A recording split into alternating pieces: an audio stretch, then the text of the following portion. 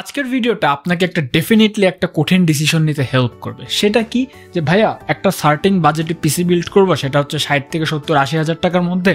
Processor কোনটা নিব? Ryzen 5 হচ্ছে আপনার 5600, এটা নিব নাকি কোর i5 এর 12400? দুই রাইভাল কোম্পানির যে গ্রেট প্রসেসর দুইটা, এর মধ্যে কোনটা নিব? আজকে আমরা এই ডিসিশনটার মধ্যে হচ্ছে যাব, তারপরে দেখবো যে আপনার কোনটা নেওয়া উচিত এবং কোনটা নেওয়া উচিত না। তো দেরি না করে আমি আছি সাথে অনুরাগ, দেখছেন টেকল্যান্ড বাংলাদেশ। চলে যাক আজকে আমাদের দুই প্রসেসরের মারামারিতে।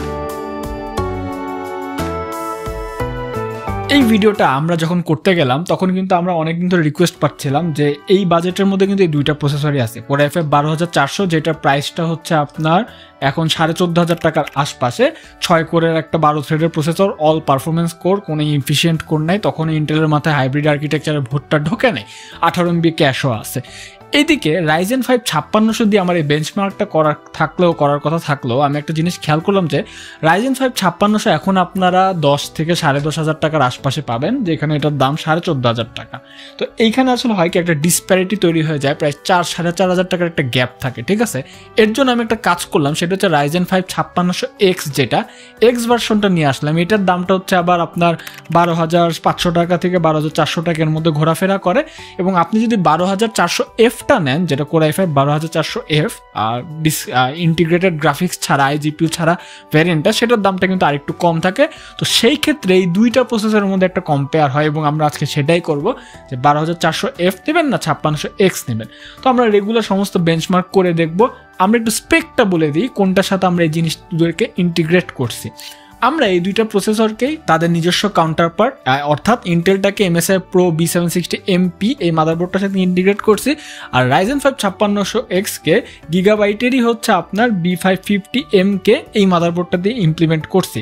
দুইটা প্রসেসরের ক্ষেত্রে দুইটা সিনারিতে আমরা কোর্সারের ভেঞ্জেন্স 16GB 8GB দুইটা স্টিক র্যাম ইউজ করছি 3200 MHz এর। তার সাথে আমরা হচ্ছে কিংস্টনের NV2 500GB Zen 4 SSD use করছি। দুটাতেই আমরা CX550 power supply unit use করছি।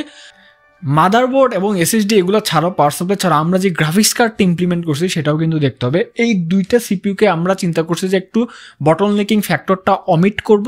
তার সাথে সাথে আরেকটা জিনিস করব, সেটা হচ্ছে যাতে একটা রিয়েল লাইফ সিনারিওকে ইমিটেট করা হয়। এর জন্য আমরা NVIDIA GeForce RTX 4060 Ti MSI 16GB যে ভ্যারিয়েন্টটা আছে, ওইটা এই দুইটা বিল্ডে হচ্ছে ইমপ্লিমেন্ট করছি। তারপরে সব বেঞ্চমার্কগুলো নিছি। এখানে অনেকে বলতে পারেন যে ভাই আরও হায়ার গ্রেডের যদি GPU নিতেন তাহলে ভালো হতো। অফকোর্স ভালো হতো, বাট আমি হচ্ছে এর আগে এই প্রি বিল্ডগুলো যখন নিছিলাম ভিডিওর জন্য, তখন পাওয়ার সাপ্লাই একটু কম লাগাইছিলাম। প্লাস আমি চিন্তা করলাম একটা রিয়েল লাইফ একটা সিনারিও একটা ইমিটেট করা যাক। 4060 Ti এটা কিন্তু একটা বেস লাইন আছে, বিকজ এই দুইটা জিপিউর সাথে হয়তো বা অনেকে যারা কেনে এই দুইটা জিপি আর কি যেসব বিল্ডে যায়, ওইখানে কিন্তু 40, 80, 40, 70 এগুলো খুব একটা লাগানো হয় না। অলসো আমার মনে হয় 4060 Ti 16GB is enough bottlenecking ফ্যাক্টরটাকে অমিট করার জন্য। তো চলুন যাওয়া যাক আমাদের সিনথেটিক বেঞ্চমার্কে। সিনথেটিক বেঞ্চমার্কের মধ্যে আমরা আমাদের ট্র্যাডিশন অনুযায়ী Geekbench 6 এর যে সিঙ্গেল কোর আর মাল্টি কোরের যে টেস্টটা আছে সেটা দিয়ে শুরু করলাম। সিঙ্গেল কোর আর মাল্টি কোরের এই টেস্টটা শেষে আমি দেখলাম যে আমাদের ইন্টেলটা যেখানে 2282 এবং মাল্টি কোরে 9761 মতো স্কোর পুশ করতেছে, সেখানে কিন্তু রাইজেন 5 5600X কিছুটা কম 2171 এবং মাল্টি কোরে 9059 মতো স্কোর পুশ করতেছে। অর্থাৎ একটা থিওরি ছিল কি, রাইজেন 5 5600 সিরিজের যে প্রসেসরগুলো এগুলো কিন্তু ইন্টেলের 11 জেনারেশনের সাথে যায়, বাট এখন মার্কেটের দামের ব্যাপার স্যাপার, তারপর অ্যাভেলেবিলিটি ব্যাপারে এমন জায়গায় দাঁড়ায় গেছে যে এই দুইটার মধ্যে এখন আমাদের কম্পেয়ার করতে হচ্ছে। তো ডেফিনেটলি বেটার আর্কিটেকচারের কিছু সুবিধা কিন্তু কোর i5 এখানে নিচে অফকোর্স আমরা দেখতেই পারতেছি। নেক্সটে যখন হচ্ছে আমরা 3D মার্কে ওয়াইল্ড লাইফ টাইম স্পেয়ার দুইটা সিপিইউকে একদম কড়া বেঞ্চমার্ক করতে বসাই দিই। 4K তে DX12 একটা বেঞ্চমার্ক শেষে দেখলাম যে সিপিইউ স্কোরগুলো একটু আমরা কনসিডার করব। সেই ক্ষেত্রে দেখলাম যে আমাদের ইন্টেলটা সিপিইউ হিসেবে 9190 স্কোর পুশ করছে সিপিইউ স্কোরে, এবং আমাদের AMDটা 7907 এর মতো স্কোর পুশ করছে। অর্থাৎ আবারও কিন্তু ইন্টেল আগায় আছে। এরপর ম্যাক্সনের সিনেবেঞ্চ R24 এ যখন আমরা দুইটা সিপিইউকে মাল্টি কোর আর সিঙ্গেল করে বেঞ্চমার্ক করলাম, বেঞ্চমার্ক শেষে দেখলাম যে আমাদের ইন্টেলের জিপিইউটা যেখানে সিঙ্গেল করে 72 এবং মাল্টি করে 594 মতো স্কোর পুশ করছে, সেখানে কিন্তু আমাদের AMD প্রসেসরটা সিঙ্গেল করে 270 এবং মাল্টি করে 527 মতো স্কোর পুশ করছে। এখানেও কিন্তু বেশ হাড্ডাড্ডি বাট স্লাইট মার্জিনে ইন্টেল মাল্টি করে আগায় আছে।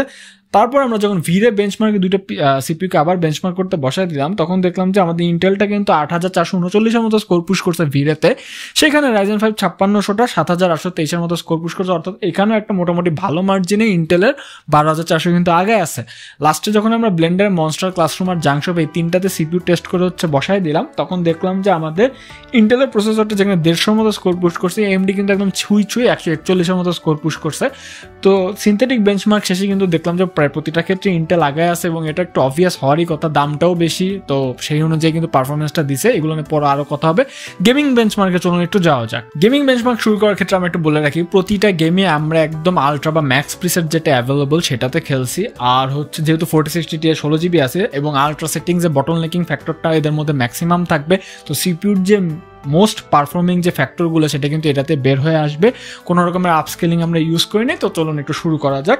প্রথমে আমরা যে গেমটা খেলছি একদম লেটেস্ট রিলিজ হওয়া PS4 একটা game, God of War Ragnarok. যখন আমরা আলট্রা প্রিসেটে খেলছি তখন দেখলাম যে আমাদের ইন্টেল প্রসেসরটা যেখানে অ্যাভারেজে 102 এবং 1% হতো 76 FPS মতো প্রডিউস করতেছে, AMD প্রসেসরটা কিন্তু সেখানে অ্যাভারেজে 98 FPS এবং 1% হতো 74 FPS মতো প্রডিউস করতেছে। নেক্সট যখন আমরা আরেকটা বানরের গেম আমাদের ব্ল্যাক মিট উকং এটা বেঞ্চমার্ক করতে বসাই দিই হাই প্রিসেটে, তখন দেখলাম যে আমাদের ইন্টেল প্রসেসরটা অ্যাভারেজে 67 FPS এবং 1% হতো 49 FPS মতো মেনটেন করতেছে। সেখানে আমাদের AMD প্রসেসরটা অ্যাভারেজে 64 FPS এবং 1% হতো 59 FPS এর মতো মেনটেন করতেছে, 54 FPS এর মতো মেনটেন করতেছে। নেক্সটে আমরা যখন ওয়ারহ্যামার 40,000 স্পেস মেরিন 2 এই গেমটা খেলতে বসে আলট্রা প্রিসেটে, তখন বেঞ্চমার্ক শেষ করে দেখলাম যে অ্যাভারেজে ইন্টেলের প্রসেসরটা 72 FPS এবং 1% হতো 58 FPS মতো প্রডিউস করতেছে। সেখানে কিন্তু আমাদের AMD প্রসেসরটা অ্যাভারেজে 69 FPS এবং 1% হতো 56 FPS এর মতো প্রডিউস করতেছে।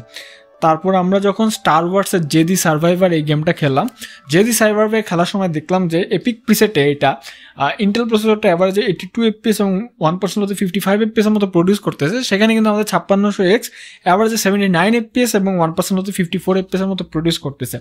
নেক্সটে যখন আমরা আমাদের এনভিডিয়ার শ্বশুরবাড়ির গেম সাইবারপ্রাঙ্ক 2077টা আলট্রা প্রিসেটে খেললাম সমস্ত রকমের আপস্কেলিং ফ্যাক্টর অফ করে, সেখানে দেখলাম যে আমাদের ইন্টেলের প্রসেসরটা অ্যাভারেজে 99 FPS এবং 1% হতে 73 FPS এর মতো মেনটেন করতেছে। সেখানে কিন্তু AMD প্রসেসরটা কিছুটা পিছিয়ে অ্যাভারেজে 94 FPS এবং 1% হতে 64 FPS এর মতো প্রডিউস করতেছে।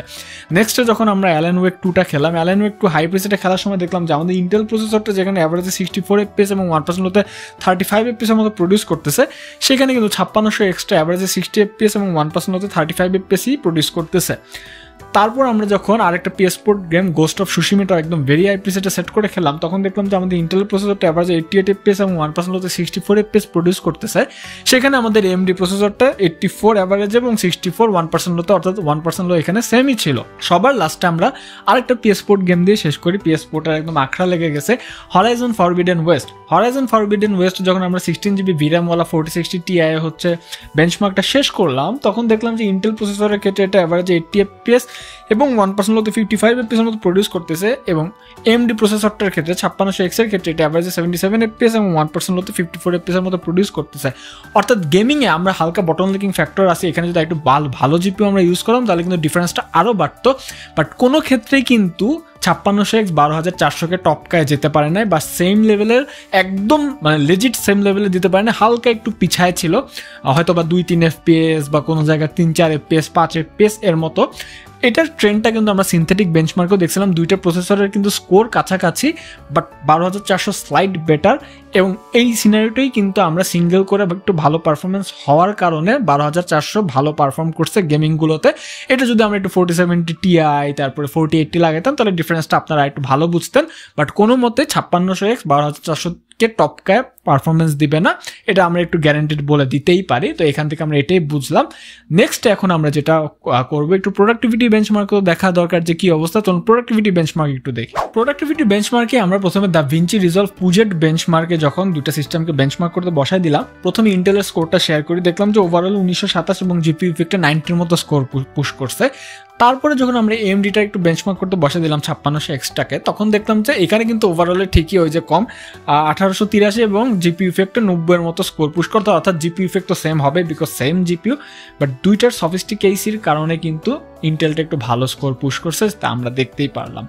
তারপর আমরা একটা কাজ করি, দাভিঞ্চি রিজলভ 18.6 স্টুডিও ভার্সনে যখন দুইটা প্রসেসরকে হচ্ছে একটা 15 মিনিটের 4K ফুটেজকে কাটা করে আমরা জোড়া লাগানোর পর কিছু ফিউশনের হালকা পাতলা কাজ হলো, তারপরে হচ্ছে কালার গ্রেডিং হলো, হালকা পাতলা কিছু বেসিক কাজ করার পর যখন আমরা এটাকে কনস্ট্যান্ট বিট রেটে রেখে হচ্ছে এক্সপোর্ট দিলাম 100 Mbps কনস্ট্যান্ট বিট রেটে রেখে, তখন দেখলাম যে আমাদের ইন্টেল বাবাজি অ্যালং উইথ 4060 Ti 16GB যেখানে 3 মিনিট 32 সেকেন্ডে পুরো এক্সপোর্টটা শেষ করছে, সেখানে সেম ভিডিওটা এক্সপোর্ট করতে AMDর টাইম লাগছে 3 মিনিট 50 সেকেন্ড। অর্থাৎ সূক্ষ্ম একটা খুব কম গ্যাপ থাকলেও কিন্তু সেটা আপনারা ইয়েতে দেখতে পারতেছেন, পারফরমেন্সের ডিফারেন্সে দেখতে পারতেছেন, এবং ইন্টেল স্লাইট মার্জিনে হলো আগায় আছে।